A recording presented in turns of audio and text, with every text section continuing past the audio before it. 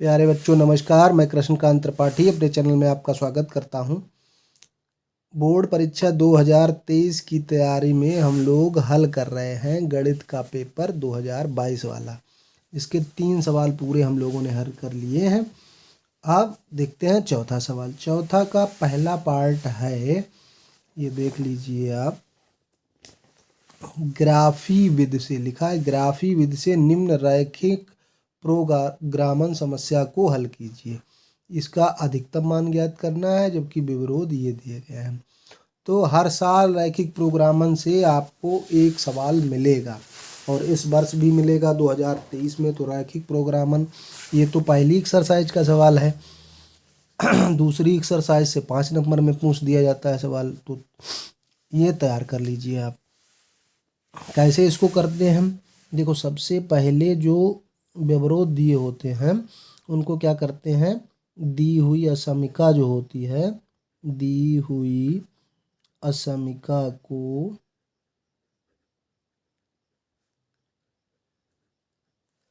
समीकरण x plus Y बराबर 4 हो जाएगा के रूप में लिखने पर ये प्राप्त होगा हमको। x प्लस वाई बराबर 4 ये प्राप्त हो जाएगा। ये कर लिया। फिर इसमें क्या करते हैं, 0,0 से इसे संतुष्ट करा दो।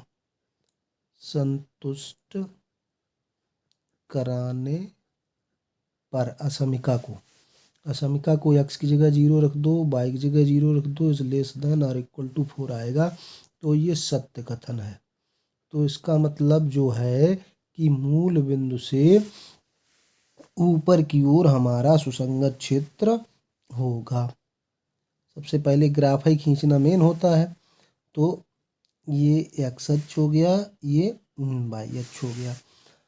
अब ये जो रेखा है इसका हम ग्राफ कैसे खींचते हैं, सबसे पहले एक सारणी बना लेते हैं, एक्स वाई के मान प्राप्त कर लेते हैं। अब एक्स वाई के मान प्राप्त करना बहुत सरल है। ये जान लीजिए कि ये कहाँ कहाँ काट रही है रेखा, एक ही है ये समीकरण। तो x की जगह पे 0 रख दीजिए। तो यहाँ 0 अगर रख देंगे समीकरण में तो y बराबर कितना मिलेगा, 4। अगर y बराबर 0 लिख देंगे तो x बराबर कितना मिलेगा, 4।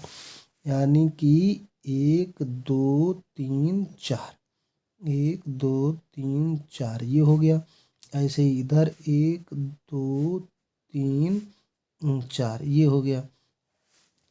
तो एक तो ये बिंदु है 4,0 ए मान लेते हैं और इसको बी मान लेते हैं 0,4। तो ये जो समीकरण है उससे ये रेखा प्राप्त होगी। अब इसके तो ऊपर है और ये सत्य बात आई है, तो ये इसके नीचे का क्षेत्र जो है वो यहाँ पे 0,0 यानी कि इसके नीचे का क्षेत्र हमको मिलेगा। अगर ये ग्रेटर देन 0 होता, ये यहाँ ग्रेटर देन लिखा होता तो क्षेत्र कहाँ होता, ऊपर की ओर होता, क्योंकि गलत बात हो जाती। 0 कभी 4 से बड़ा थोड़ी होता है। तो ये सत्यता की जांच कर लेते हैं कि ये असमिका सत्य बोल रही है 0 0 रख के मूल बिंदु से, और ये जांच कर लेते हैं। इससे हमें ग्राफ प्राप्त हो जाता है। अब x ग्रेटर देन 0 और y ग्रेटर देन 0 दिया है, तो अगर उनको समीकरण के रूप में लिखेंगे तो x बराबर 0 ये y अक्ष का समीकरण हो गया, y बराबर 0 x का अक्ष का समीकरण हो गया। तो ये हमको प्राप्त हो गया। तो सुसंगत क्षेत्र हमारा कौन सा हो गया, ये वाला, ये क्षेत्र हमारा हो गया। तो कोणीय बिंदु कौन कौन से होंगे, एक ये और एक ये। तो अब हम कोणीय बिंदु और z की जांच करेंगे। कोणीय बिंदु और z बराबर क्या लिखा है, 3x प्लस 4y। इसको ऐसे सारणी बना लेते हैं, ये हो गया। अब कोणीय बिंदु हमारे कौन कौन से हैं, पहला तो 0,0, तो 0 रख देंगे तो z बराबर 0 प्राप्त हो जाएगा।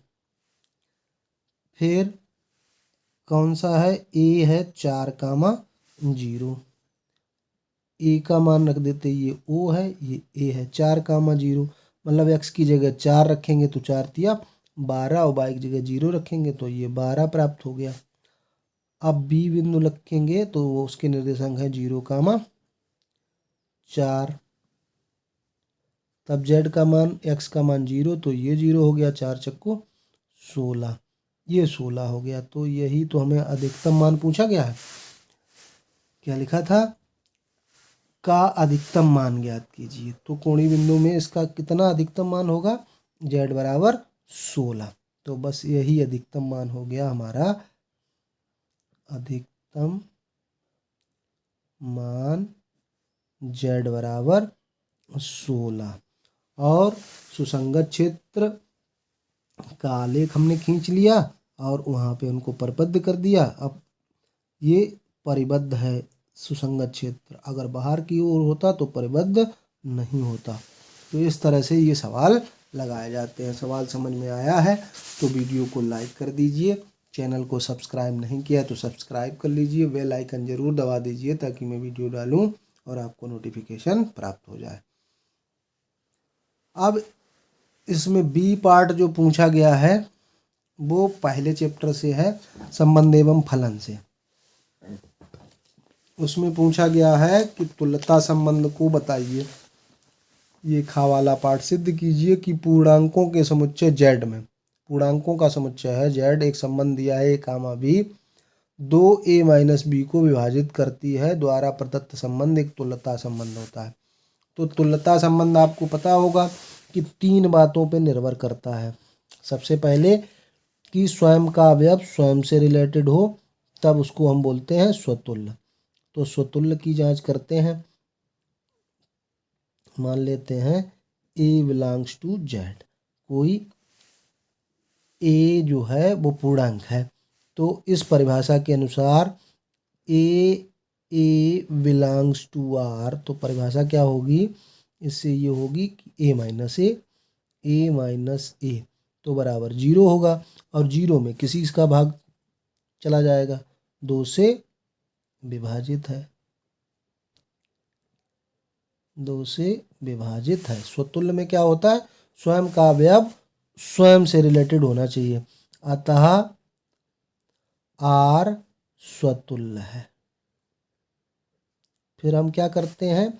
नंबर 2 पे सममितता की जांच करते हैं। सममित देखते हैं कि ये सममित है संबंध की नहीं है।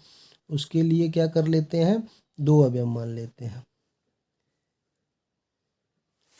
और अगर पहला उसमें संबंध है, मतलब A B belongs to R, इसकी परिभाषा है कि a - b 2 से विभाजित है, 2 से विभाजित है, पूर्णांकों की बात है। तो अगर हम आपसे पूछे a - b मान लो 4 आ रहा है, तो अगर b - a करें तो -4 अगर आ जाए तो क्या वो नहीं कटेगा? तो इसका मतलब अगर माइनस का चिन्ह ले लें बाहर तो b - a भी 2 से विभाजित होगा।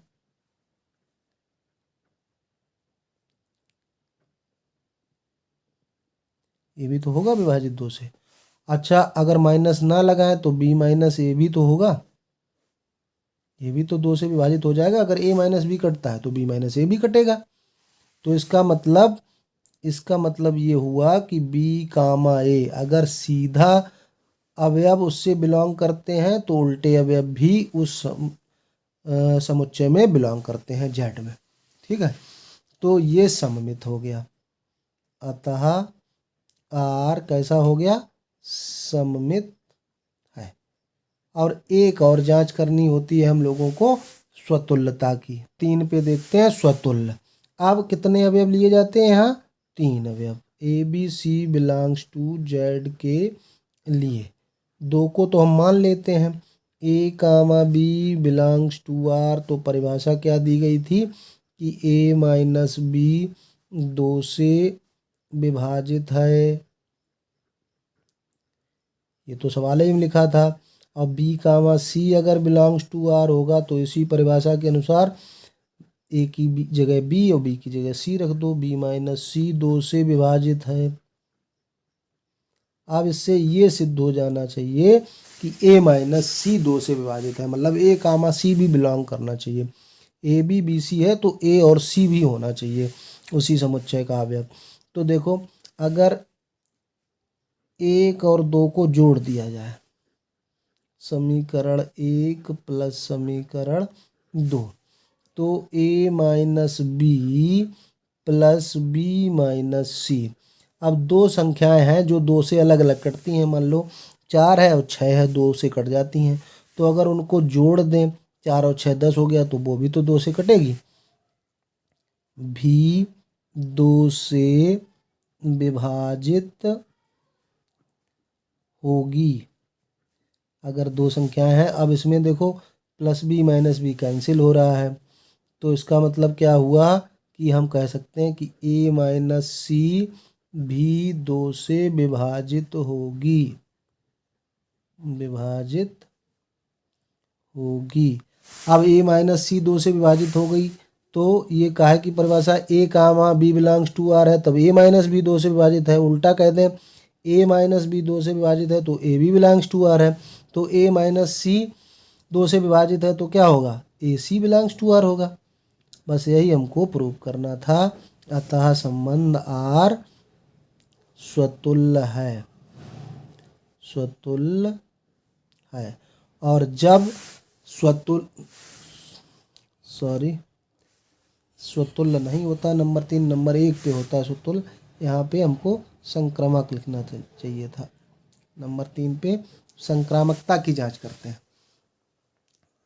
इसके लिए नंबर 1 पे स्वतुल्य होता है, स्वयं का अवयव स्वयं से रिलेटेड हो, और नंबर 2 पे सम्मित होता है, तब 2 अवयव, मतलब सीधा अगर बिलोंग करता है अवयव तो उसका उल्टा भी उसमें होना चाहिए।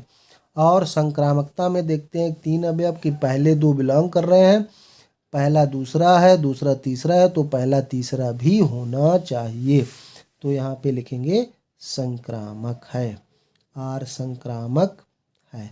अब फिर उसके बाद लिखेंगे चूंकि आर स्वतुल्य,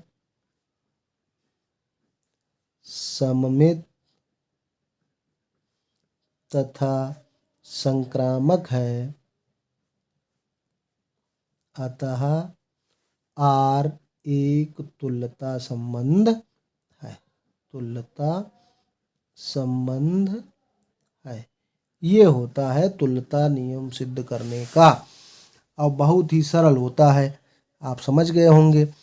एक सवाल इससे भी आता है, तो ये दोनों सवाल तैयार कर लीजिए। आगे एक सवाल अगले वीडियो में मिलेंगे। धन्यवाद।